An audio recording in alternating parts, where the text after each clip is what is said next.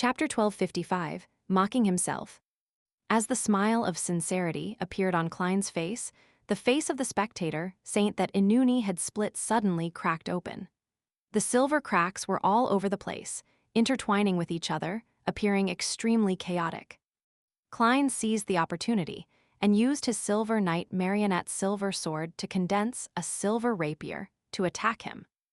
A sharp light shot out, dicing that figure into countless small pieces.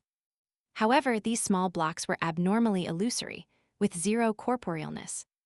The spectator Saint had used the technique of psychological invisibility to create an illusion, concealing his existence. Swoosh, swoosh, swoosh. Silver beams of light either blazed towards the spectator Saint that Inuni had split off, or directly leaped out from the target's location, erupting from within. The spectator Saint relied on the speed and agility that a powerful body brought. He constantly changed positions and dodged, preventing himself from getting injured.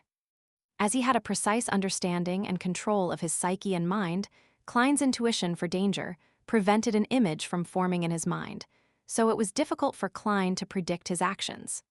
Therefore, Klein couldn't let the silver rapier lay in wait and strike out where he appeared.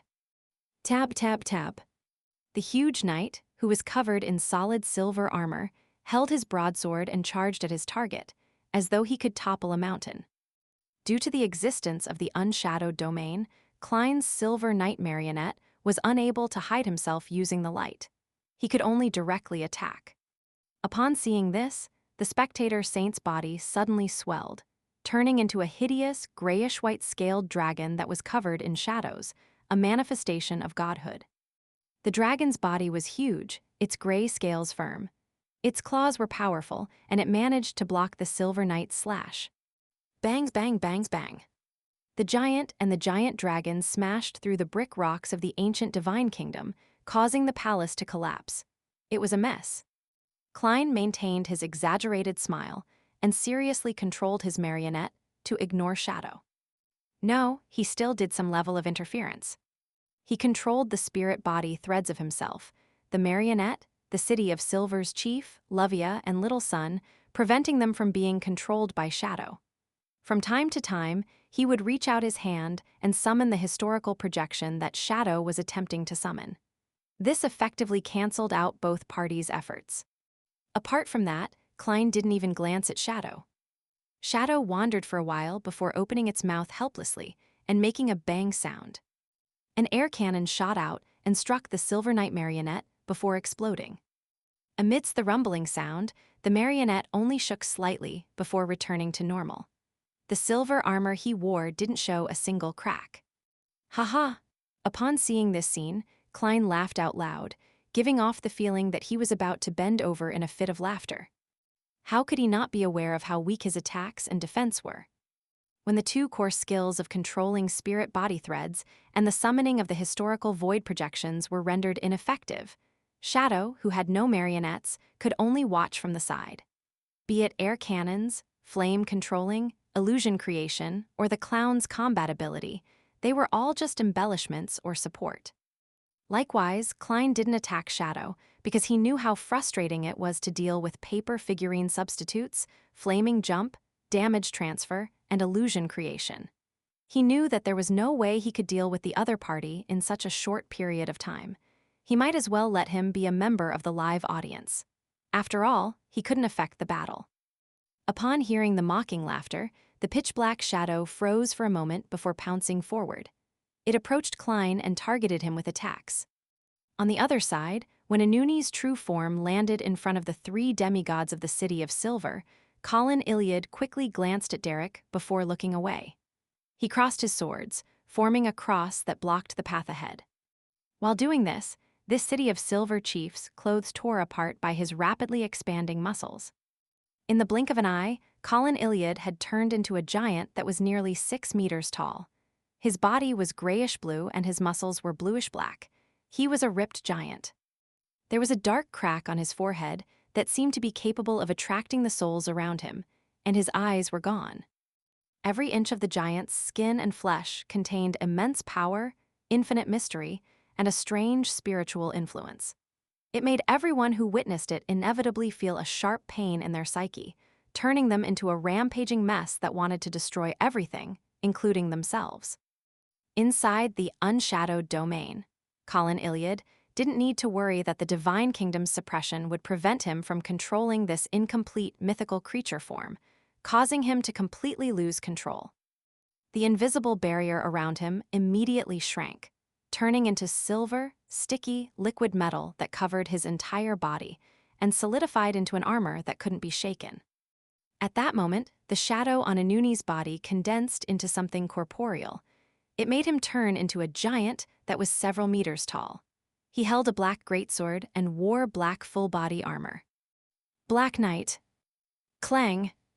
The black greatsword cleaved straight down and was held back in midair by two swords formed from the light of dawn.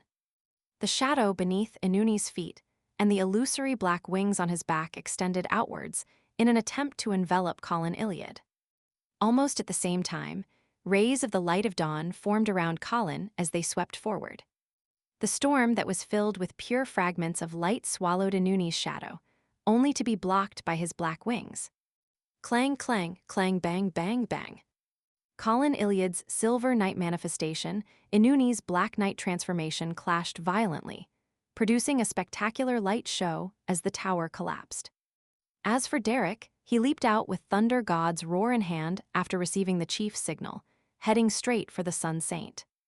Amidst the howling winds, he brandished the ghostly blue hammer that was wrapped in lightning. He appeared like a sailor of the storm pathway, not a beyonder of the sun domain. The Sun Saint never expected that the unshadowed opposite him would be so rash that he chose to engage in close combat. Unable to react in time, he could only use his instincts to dodge to the side. With a loud crack, a silvery white light burst out from the place he was about to step in. It quickly engulfed him and tore his body apart. The Silver Knight evil spirit that Lavia grazed also targeted the Sun Saint as it unleashed its attacks. A golden glow surged out of the Sun Saint's body like a tidal wave, melting the silvery white light, forming a layer of armor made of light, and a huge mace. Boom!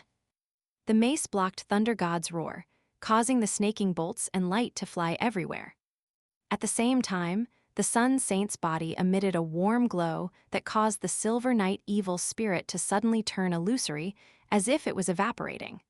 It caused the black-armored Lavia's body to pale. The degenerate aura quickly dissipated, causing the Silver Knight marionette to weaken greatly. Purification. This was the core power of an Unshadowed. It was extremely effective against wraiths, the fallen, and the unclean. Faced with the purification, Lavia could only summon her Silver Knight evil spirit back and not let it out to graze. She could only use the corresponding Beyonder powers to make up for her weakness. Whoosh, whoosh, whoosh. Silver beams of light occasionally blinked, flying at high speeds, forcing the Sun Saint to block and duck to protect himself. After taking a glance, Derek stopped brandishing Thunder God's roar again, nor did he pester the Sun Saint any further. He took a few steps back and cast his gaze towards the battle between the Black Greatsword and the Double Swords of Dawn. He then joined the battle between Colin Iliad and Inuni. His expression turned solemn as he spread his arms wide, as though he was hugging a gift from a deity. The unshadowed domain immediately became even brighter, as though sunlight had penetrated through the barrier and shone in. Right on the heels of that, a ball of pure light surrounded by countless holy flames descended out of thin air. It enveloped Colin Iliad and Inuni without any regard whether they were friend or foe. Flaring Sun. Flaring Sun of an Unshadowed. This was the theurgical spell that Klein had used to kill Megos and the fetus in her womb. It caused tremendous damage to creatures in the domain of corruption, degeneration, and undying. It could even directly destroy them. In the holy spherical light that was surrounded by holy flames, the illusory black wings on Inuni's back began to emit a faint mist. The pitch-black armor covering his body melted, and part of his body cracked open, igniting his leaking, degenerated aura. Colin Iliad was also injured. The silver armor on his body turned into liquid metal. Derek didn't pay much attention to this. He once again used Flaring Sun, and once again enveloped Inuni and Colin Iliad. He believed that compared to the enemy, who was of the degeneration and corruption domain, the chief, who was of the warrior pathway, would suffer a lot less damage under the assault of flaring sun. He was able to last much longer. And after dealing with the main enemy, he could get Mr. World to summon Life's Cane to treat the chief. This was the fastest way to deal with Inuni. This wasn't something that Derek had come up with himself, nor was it part of the plan that Klein had come up with. It was something that Colin Iliad had suggested himself. Previously, when they were discussing outside the door, Klein had only introduced Inuni and the Shadow's possible abilities. He didn't come up with any proposals and had left it to the City of Silver's chief to decide on the battle plan. This was because he knew that Shadow understood him very well. He could think of anything he could think of. If it was based on his own train of thought, it would be easy to resolve. Therefore, trusting an experienced former demon hunter was the best solution under the present circumstances. Colin Iliad didn't stand on ceremony. He confirmed that the main target they needed to deal with was Inuni, who had been corrupted by the Dark Angel. He formulated a plan around this key point and came up with a plan to clinch victory through internecine means. He wasn't afraid of being hurt. He was only worried that there wouldn't be an opportunity such as this. The spherical light that was surrounded by infinite holy flames blasted down, illuminating the surrounding area.